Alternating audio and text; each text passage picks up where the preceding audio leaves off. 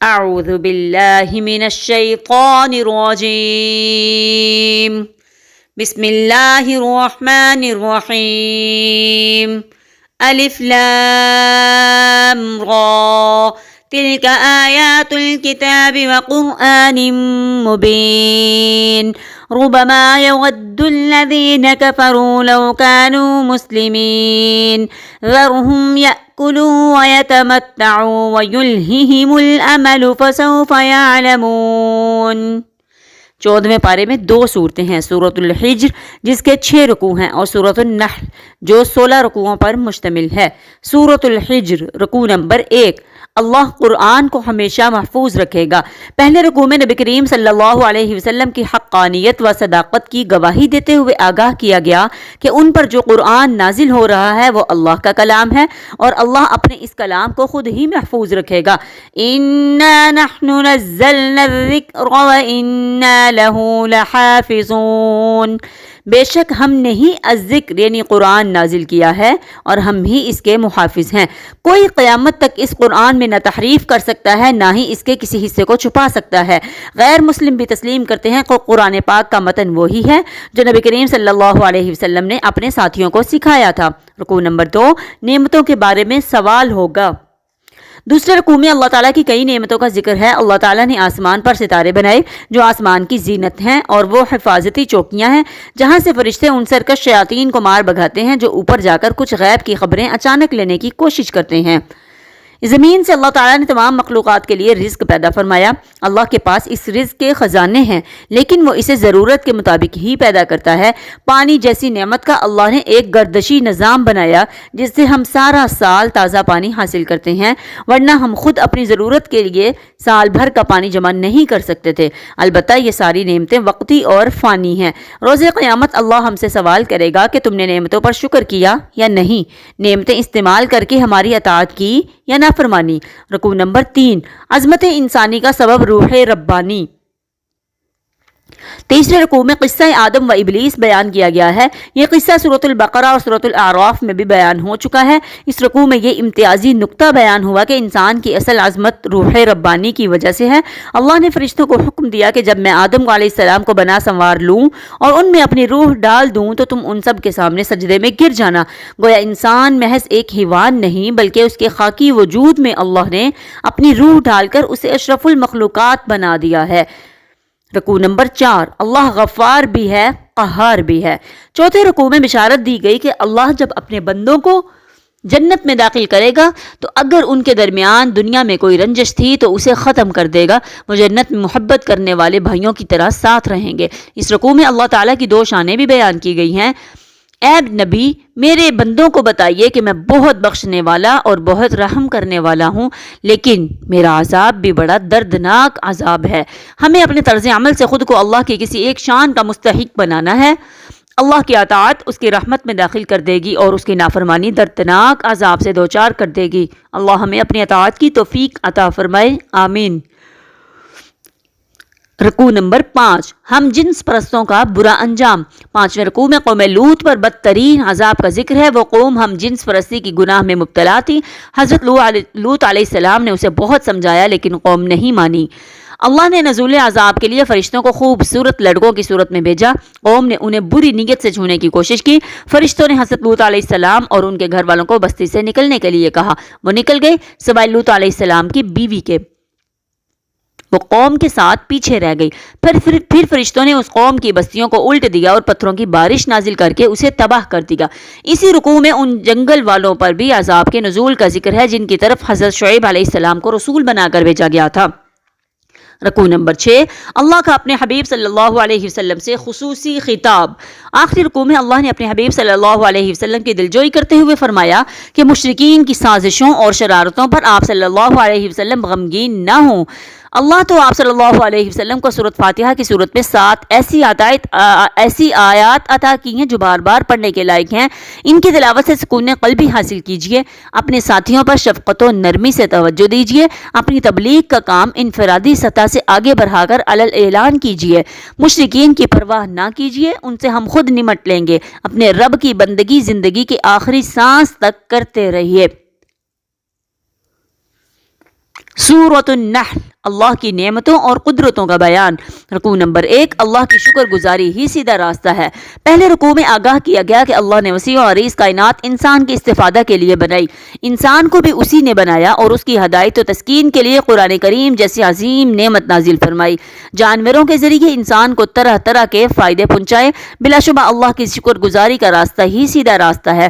اللہ ہمیں اس راستے کی ہدایت عطا فرمائے، آمین۔ رکوع نمبر 2، اللہ کی نعمتوں کا شمار ناممکن ہے۔ دوسرے رکوع میں اللہ کی نعمتوں کا ذکر ہے۔ اس نے آسمان سے بارش نازل کی اور اس سے طرح طرح کے نباتات اگائی، رات، دن، سورج اور چاند انسان کی خدمت کے لیے بنائے، رنگا رنگ مخلوقات سے کائنات کو حسن بخشا اور انسان کے ذوق بصارت کی تسکین کی، وسیع عریض اور گہرے سمندر بنائے جن میں انسان کے لیے مچھلیوں کی صورت میں صحت افزا تازہ گوشت کی فراوانی ہے، سمندروں میں وہ کشتیاں چلتی ہیں جو انسان کے لیے بڑے پیمانے پر تجارتی سرگرمیاں انجام دیتی ہیں، پہاڑوں کے ذریعے زمین کو توازن بخشا، آسمان پر ستارے بنائے جن کے ذریعے انسان دوران سفر سمتوں کا تعین کرتا ہے، راستوں میں قدرتی علامات پیدا کی تاکہ منزلوں پر پہنچنا آسان ہو جائے۔ وَإِن تَعُدُّوا نِعْمَةَ اللَّهِ لَا تُحْصُوهَا، اگر تم اللہ کی نعمتوں کو شمار کرنا چاہو تو ایسا نہ کر سکو گے۔ انسانوں کی کیسی ناشکری ہے کہ وہ ایسی ہستیوں کو اللہ کا شریک ٹھہراتے ہیں جو مر چکی ہیں اور یہ بھی نہیں جانتی کہ انہیں دوبارہ کب زندہ کیا جائے گا۔ اللہ ہمیں شرک سے بچنے اور اپنا شکر گزار بننے کی توفیق عطا فرمائے۔ رکوع نمبر 3، توہین قرآن کا برا انجام ہوگا۔ تیسرے رکوع میں بیان کیا گیا کہ جب مشرکین سے پوچھا جاتا ہے کہ بتاؤ اللہ نے کیا نازل کیا ہے، وہ بدبخت جواب دیتے ہیں کہ پچھلے زمانے کے قصے اور کہانیاں۔ بدبخت خود بھی گمراہ ہوتے ہیں اور دوسروں کی گمراہی کا وبال بھی اپنے سر لے رہے ہیں، وہ برے انجام سے دوچار ہوں گے۔ رکوع نمبر 4، قرآن کریم ہی سب سے بڑی خیر ہے۔ چوتھے رکوع میں آگاہ کیا گیا کہ کافروں کو موت کے وقت جہنم میں جلنے کی وعید سنائی جاتی ہے اور متقیوں کو جنت میں داخلے کی خوشخبری دی جاتی ہے۔ یہ وہ متقی ہیں کہ جب ان سے پوچھا جاتا ہے کہ اللہ نے کیا نازل کیا ہے تو وہ کہتے ہیں اللہ نے خیر نازل کی ہے۔ ان متقیوں کے لیے دنیا میں سکون اور راحتیں ہیں اور ان کے لیے آخرت میں بھی شاندار اجر ہے۔ رکوع نمبر 5، اللہ کی عبادت اور طاغوت سے بغاوت کا حکم۔ پانچویں رکوع میں ہر رسول کی یہ دعوت بیان کی گئی ہے، ان اعبدوا اللہ واجتنبوا الطاغوت، اللہ کی بندگی کرو اور طاغوت سے بغاوت کرو۔ طاغوت سے مراد ہر وہ شخص یا ادارہ ہے جو شریعت کے بجائے اپنا قانون نافذ کرے۔ اللہ کے ان باغیوں کی اطاعت سے انکار کرنا اور ان کے خلاف جہاد کرنا اللہ سے وفاداری کا لازمی تقاضا ہے۔ اللہ ہمیں یہ تقاضا پورا کرنے کی توفیق عطا فرمائے، آمین۔ رکوع نمبر 6، حدیث رسول صلی اللہ علیہ وسلم کی اہمیت۔ چھٹے رکوع میں حدیث رسول صلی اللہ علیہ وسلم کی اہمیت کا بیان ہے۔ نبی کریم صلی اللہ علیہ وسلم کی ذمہ داری بتائی گئی کہ وہ نہ صرف لوگوں تک قرآن پہنچائیں بلکہ اس کے مضامین کی وضاحت بھی کریں اور اس کے احکامات پر عمل کی مثال پیش کریں۔ ہم قرآن حکیم کو سمجھنے کے لیے ارشادات نبوی اور سنت رسول کے محتاج ہیں۔ اللہ ہمیں انکار حدیث کے فتنہ سے محفوظ فرمائے، آمین۔ رکوع نمبر 7، اللہ کی مسلسل اطاعت کا حکم۔ ساتویں رکوع میں منع کیا گیا کہ دو معبود نہ بناؤ، ایسا نہ ہو کہ زبان سے اللہ کے معبود ہونے کا اعلان کرو لیکن عملی طور پر نفس، دولت، رسم و رواج یا وطن کے پجاری بن جاؤ۔ اللہ ہی کو معبود بناؤ اور یاد رکھو کہ وَلَهُ الدِّينُ وَاصِبًا، اس کی اطاعت مسلسل یعنی ہر وقت ہر معاملے میں کرنی ہے۔